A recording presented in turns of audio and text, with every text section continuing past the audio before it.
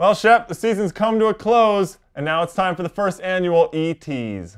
And guys, we don't have any physical trophies to give you, but they're meaningful anyway. They sure are. All that next on Extra Time.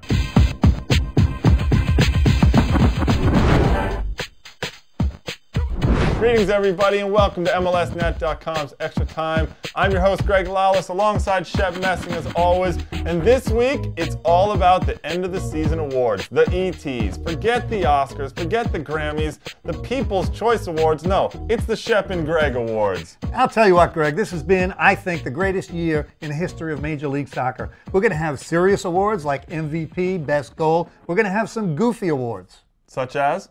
Perplexing moves that were made. And best hair. But before we get to that, we have to start with the most important people in MLS, the fans. We're going to give out an award for the best fans in the league. Houston's Texian Army certainly deserves some recognition, wearing orange and traveling all over. Chicago's Section 8 with their flares and their Blanco shirts. But Shep, it really was an easy choice this year. Well, Greg, you and I agree. There is no case. The best fans in Major League Soccer this year, they captivated the league with their passion, their scarves, their beer, throwing cushions on the field. Got to give it to Toronto. You certainly do. Up there at BMO Field, it was a madhouse every single week.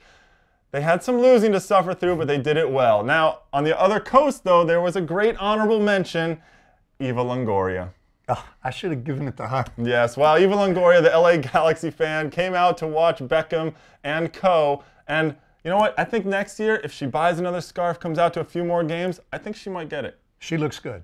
Well, like every year, there were some fantastic goals scored this year in MLS. And this year, Blanco's rocket from 35 yards out against Real Salt Lake ended up winning Goal of the Year. Joseph Nguyen looking like a little Plinko player, moving through about 14 players to score that goal. Kerry Zavagnan's knuckleball into the upper corner, but there was one that really stuck out. Yeah, I'll tell you what, Greg, I'm sick of these strikers attacking midfielders. We're both giving it to a defender, Parkhurst. Finally, a defender getting some love. There you go, Parkhurst, 60 yards away from goal, behind the midfield stripe, hits a bomb right to the back of the net. I'm giving it to Parkhurst. Yeah, and the look on the Toronto goalkeeper's face when that ball went in the net was priceless. And you know what? Parkhurst meant to do it all the way. But we also have to give an honorable mention award today.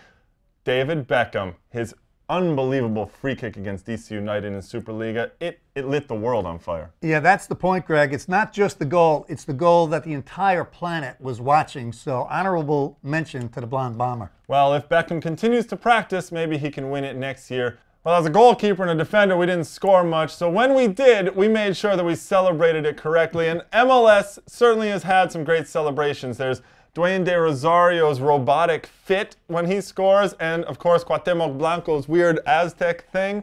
But what's the best celebration you saw this year?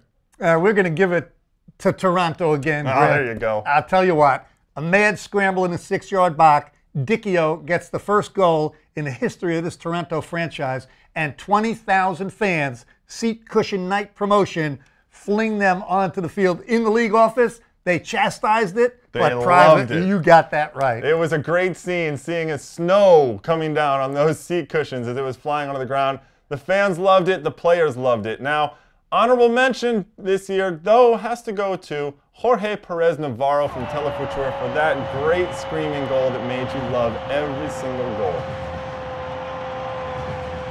Over a 6-month season, of course, there are lots of questions that arise. What is that player thinking? What is that team thinking? What is Shep thinking? We always have those questions every week here on ET. This year, a couple of them that came up. Real Salt Lake hiring Jason Kreis with no experience. Colorado trading Kyle Beckerman. What a great player he was, and you get rid of him to a conference rival. But the ET award for most perplexing move this year goes to something that happened on the field. And it's going to go to this guy because it's such uncharacteristic behavior for him as a player and as a person. When Ricardo Clark, like a mad dog, kicks Carlos Ruiz, of all players, when he's lying down on the ground. Well, I can tell you, there are plenty of defenders in this league who would love to kick Carlos Ruiz. He's always been kind of a scrappy player, a thorn in the side, if you will. But even Ricardo Clark, you can't get away with that one. Honorable mention for this award goes to the New York Red Bulls and their firing of Bruce Arena. I'll tell you what, I've made the argument all year, and I still believe that in the history of American soccer, Bruce Arena is by far the greatest coach ever. So New York, they better get the next one right. Yeah, well, they better, or else there's going to be one massive question mark looming over Giant Stadium all next year. Each year, teams bring in new players. Some of them work out and some of them don't. This year, you have to wonder what was going on with Andy Welsh up in Toronto. That didn't work out very well. Paulo Wanchope in Chicago didn't really work out. Ronald Waterroos in New York. But there's a tie for the biggest disappointment this year. They had 2 DPs. We're going to give it to Claudio Reyna, not for really a lack of effort, but certainly a lack of execution and a lack of production. The other guy, Danielson. That's just a poor choice. If you know Danielson, you know this is not a player that should have been brought to Major League Soccer. Well, a couple of big money guys that should have done a lot better, and we, for the honorable mention, should have done a lot better trying to get David Beckham here on ET. We called him several times, but the blonde bomber would have nothing of it. Maybe next year, David, you can come on the show.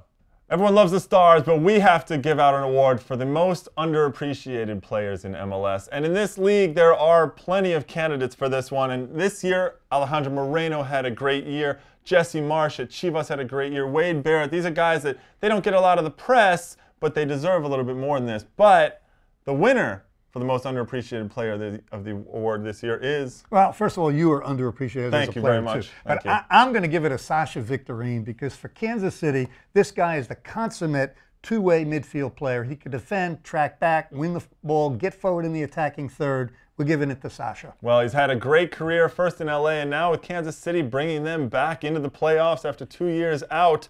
We also, though, want to give an honorable mention award to Oliver Luck, the general manager of Houston. Someone that no one ever really hears his name. He's not really in the press that much, but what a dynasty he has built back down there in Houston. And he's unafraid to wear that ugly, ugly orange blazer during the MLS Cup. Yeah, I'm going to give it to him because I love his name, Oliver Luck.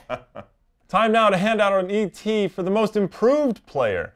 Every year, players are getting a little better, a little bit more development. This year, we've had several players shine through, breakout years, if you will. Buna Kundul out there in Colorado, Gonzalo Segares in Chicago playing well. But there's one player down in Dallas who had a phenomenal season. And Greg and I, we're going to give it to you, even though you had a little bit of a brain lapse. Got that knee against the Houston player right by the corner flag, got a straight red card. But Arturo Alvarez, he can skin you on the dribble. He can get forward, last shots on goals. Great young player. And he had one of the best goals of the year with that outside of the left foot cutter that got to the far post. And I think he deserves it. Another deserving person, though, not a player, I'm going to give an honorable mention award to Drew Carey, who finally put his soccer-loving money where his soccer-loving mouth is. This is soccer. No one wears helmets or caps or masks, which means that you can see our faces and you can see our hair. Shep's had some great hair back in the 70s. I had some great hair in the 80s. We're going to give out an MLS ET award for best hair this year. Been some great candidates. You have Juan Toja, inspired a Juan Toja mullet night down at Pizza Hut Park. You had Cano Smith's Brohawk, whatever that really is. John Cunliffe looking like the bass player for the Kinks. But one player down in Dallas took the cake. We're going to give it to this guy because it's like he woke up in the morning and he couldn't figure out what to do. Had the mullet in the back, had the shaved thing, had blonde, had streaks. Our man, Carlos Ruiz. The little fish was looking more like some sort of parakeet late in the season this year. Honorable mention goes to Matt Reese, the goalkeeper for the New England Revolution, who decided to grow his hair out a little bit, and he looked like Friar Tuck. Well, every year there are great games that stick in your memory. 2007, not an exception at all. Things that come to mind right off the bat, DC, Dallas. Dallas coming storming back when they're down 3-0. Go to the playoffs, DC and Chicago. Chicago up 2-0. DC catches up. Then that goal is called back for Christian Gomez right at the end, and they lose. But it's really the Los Angeles traveling to New York. That's the game that I think is the game of the year. Greg, we all love a game that lives up to the high, lofty expectations. Everybody anticipating, will Beckham come? Will he play? Over 66,000 people tailgating, rocking the stadium, and the game was tremendous. Beckham comes out, 2 magnificent assists. The game goes back and forth. Josie Altidore, the young superstar with a couple of goals. Clint Mathis playing like it's 2001. That, for me, by far the greatest game this year. Well, maybe not even just this year, but probably the best game in MLS history. Honorable mention for this award, Chelsea traveling to Los Angeles. Yeah, I'll tell you what, all the beautiful people out, the debut of David Beckham, ESPN sweating bullets. They don't even know if he's going to play. There's a red carpet, Kevin Garnett, Tom Cruise, and then the game. It was like the Cosmos back in the day. It was. And Beckham finally, gets in the game. And he gets crushed by Sidwell. Well, that was certainly a good game. One of many great games this year in 2007. Well, every great team has that one guy that can change the game. They show up when all the pressure is on, when the lights are on, when the hype is really, really flying. And in MLS, you have several candidates in 2007. Cuauhtemoc Blanco's a good example. Taylor Twellman with New England scoring all those goals in the playoffs.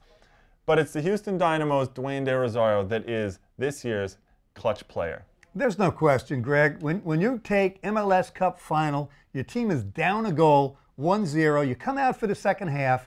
Dwayne De Rosario, unbelievable. Lifts that team on his shoulders. Nguyen gets the goal, and then Brad Davis whips one in with a left foot. Dwayne De Rosario with a bang header to win the game. Now, that was not an easy goal, and Dwayne De Rosario lifted that team. You're right, he won MVP for MLS Cup, certainly the best clutch player in 2007.